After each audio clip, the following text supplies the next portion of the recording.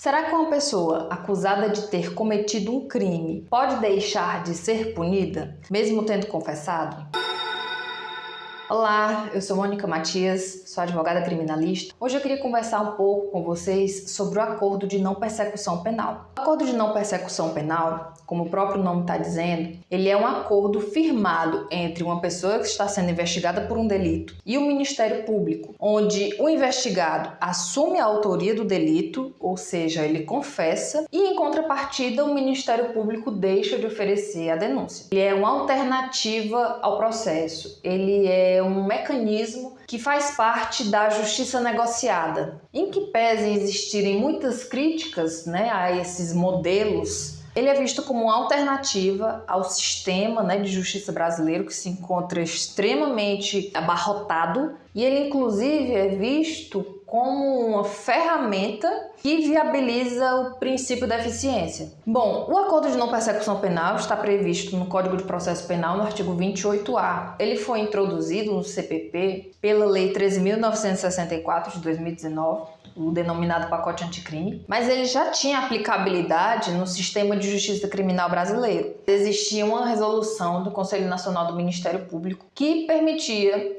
a realização desse acordo. Com o surgimento dessa previsão legal, um dos questionamentos que surgiram foi o de que se seria possível que essa previsão legal se aplicasse às ações penais que já estavam em curso. Tem prevalecido no STJ que é possível a aplicação do artigo 28A mesmo aos procedimentos que já estão em curso, ou seja, é possível que a Lei 3.964 de 2019 retroaja para atingir os procedimentos que já estão em curso. No entanto, somente nos casos em que a denúncia ainda não foi recebida. A proposta de acordo de não persecução penal não pode ser feita em qualquer caso. A lei determina que somente nos crimes em que não houver violência ou grave ameaça e nos quais a pena mínima seja inferior a 4 anos é possível que o Ministério Público proponha acordo de não persecução penal. Além disso, o investigado deve confessar formal e circunstanciadamente a prática delitiva. Bom, cumpridos esses requisitos, o Ministério Público determina quais são as condições que devem ser implementadas pelo investigado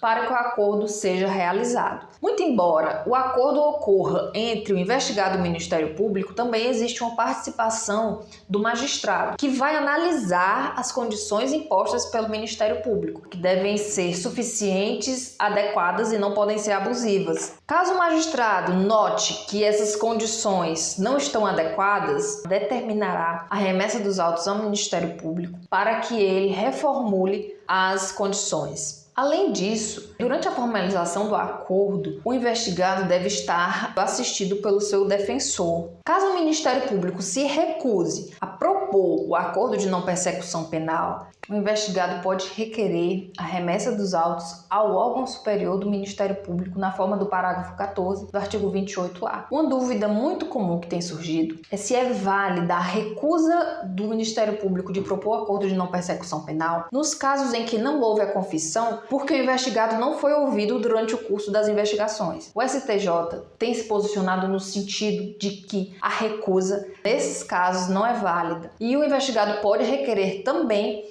a remessa dos autos ao órgão superior do Ministério Público. Dentre as condições que podem ser estipuladas pelo Ministério Público, a lei prevê o pagamento de prestação pecuniária ou prestação de serviço à comunidade ou outra condição que o Ministério Público considere adequada ao caso concreto, inclusive adequada à gravidade do delito. Em caso de descumprimento das condições estipuladas, o juízo deve ser comunicado e o acordo será rescindido. Nesse caso, o Ministério Público deve oferecer a denúncia. No entanto, se o investigado cumprir adequadamente todas as condições estipuladas, haverá decretação da extinção da sua punibilidade.